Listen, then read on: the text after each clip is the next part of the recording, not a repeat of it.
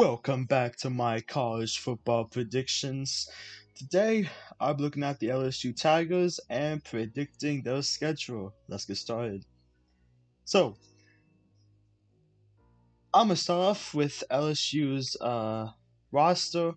I'm gonna start with quarterback. I think Myers Brennan is the clear starter for LSU at quarterback. Seeing how Finley transferred to Auburn, and it sucks that Brennan got hurt last year. But I don't think his injury is gonna be that bad. I do think he will be back, and he'll be back in normal form. I think he's the clear number one guy, and I'm excited to see what he can do. Um, this season. So, yeah, Also on the depth chart, you bring Tyrion Davis Prince. He's a really good running back. So it's good that you get him. You also bring back Kayshawn Valley. You know, seeing all of the receivers you lost this year, he's probably your number one, maybe number two guy. So it's good that you bring him back. Because as you can see, you lose Jamal Chase, you lost Racy McMath, and Terrace Marshall. So you know, you should be happy that they got drafted, right? Of course. But you lost a lot of talent at wide receiver. Now you do have a really good recruiting class. This year, I think it was third. I think. So you did get some guys trying to plug in those holes, but listen, man. In my opinion, wide receiver is a huge question mark. Because it's on the younger side. Um, So yeah, you also lose offensive lineman, linebacker, and I think a safety. But you got a lot of good depth there, so I'm not worried there. But I am excited to see what happens to LSU this year, and I am fairly confident in them this year. So that being said, let's look at the schedule. Now, LSU's schedule is kinda, it's kinda hard, but in the SEC, you gotta have to expect that, right? So week one, you play UCLA. Now, I think UCLA has a chance to be better, be really improved.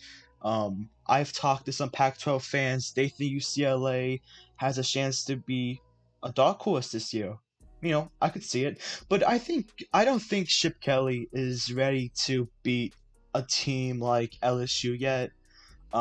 So because of that, I do have you beating LSU, UCLA. Um, I think that has a chance to be a fairly good game.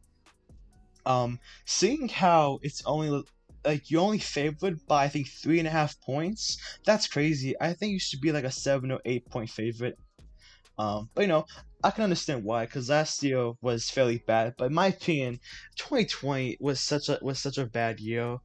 I don't even count it. I don't count 2020 anyways, like at all. So like, who cares?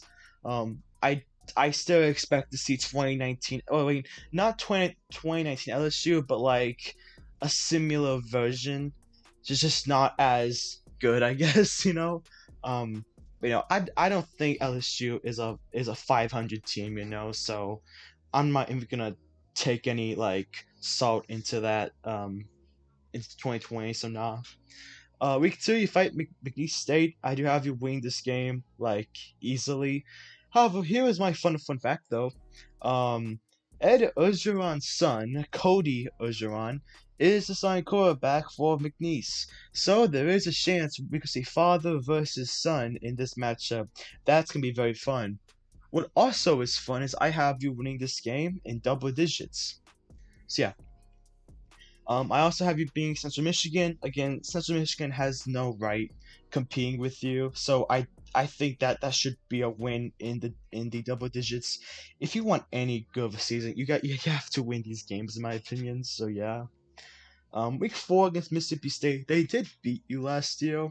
But again, 2020 was such like a bad and weird year. I'm not gonna take any like I'm not even gonna think about it. I think on paper you are a much better team than Mississippi State.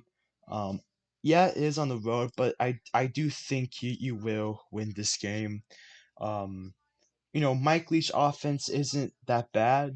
Um, but Mississippi State might be the worst team in the West this year.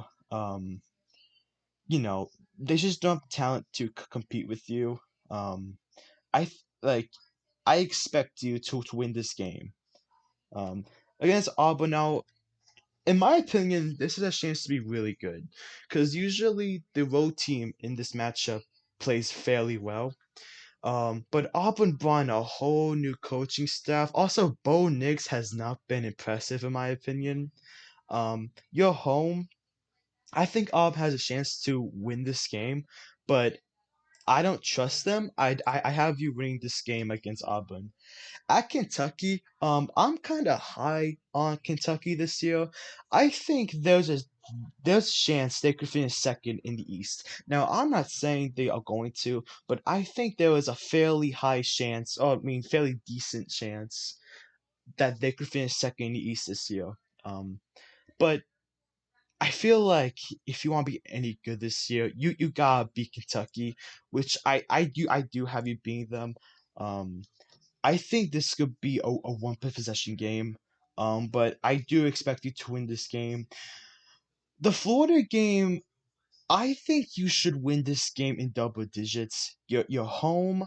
Florida lost their whole offense, and Florida's defensive coordinator is like really bad, and Florida's defense was just awful last year. I think as long as he's there, Florida's defense won't be top tier or elite like how we once saw it. I expect you to win this game in double digits. I think you easily beat Florida. Um, but here's where it gets kind of tricky. Um, at Ole Miss offense with Lane Kiffin is gonna be so good this year, and Ole Miss, I'm very high on Ole Miss this year. Um, I have you losing to Ole Miss this year. Um, you catch Ole Miss right before a bye week and right before the Alabama game. I think you could be looking ahead. You're also on the road. Ole Miss gonna be hungry for one of those for one of those bigger wins against a big school. Um, and I think they catch you here, and I think you fall to 7-1. Now you get your bye week against Bama. Pretty good, spot to put a bye week. But I think Alabama is gonna win this game. They're home. Should come with a bye week, but Alabama's gonna be so good this year. And seeing how I think I can't I know I don't really care about 2012 that much, but it's hard to pick you being Alabama after seeing last year. Now, I'm not saying you're gonna be as bad as last year, but it's kind of hard to pick you to be Alabama. I do think you are talented enough to win, but Alabama's home. I do think they'll probably win this game. Um, so I'm gonna pick them to win it. Home against Arkansas, I think you win that game fairly easily. I do think Arkansas could probably make a bowl game this year. Their schedule is so it's like really bad. Um, you know, it's really hard. But you're home. Arkansas is still at least 2-3 years behind you, still at least. Um, so you should win that game. I have you being Louisiana Monroe. I actually like this game a lot. Louisiana is a in-state school. You're paying them like a mil to face you. Also, these the players in these lower schools, they like playing at these bigger schools, because of bigger audiences. So you're helping a little brother out with the nice paycheck. You're also letting the players have a nice atmosphere. I think this is great for the schools because these schools rely on these checks a lot. So I do have you winning, but I can give a lot of respect here. This game is gonna be a really good game. A&M versus LSU. I went back and forth on it. I do have you beating A&M this year. I see A&M loses Kellen Mond. Um, I also want to say that A&M last year did fairly good, but I just think you are a step ahead of A&M because you're home. You also keep your quarterback, so he still knows the system. You also have, in my opinion, you also have more talent than A&M. Um, so yeah, this can be a like a very good game. I won't be surprised if A&M wins, but I do like LSU winning this game here. So yeah, I have going 10-2 this year. Very exciting. Very, I'm very high on LSU. I always am for some reason. I'm not an LSU fan, but I'm always high on them for some reason. Like last year, I had you guys going. I think like 9-3. I think I had you guys going. Like I'm always high on LSU, and very excited for this upcoming season for them. And yeah, you know, but if you guys lose week one though, I could see maybe like 8-4. So but no, 10-2 for me.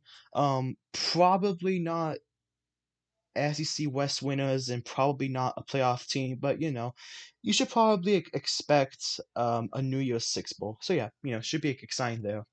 Um, and yeah, with that being said, peace.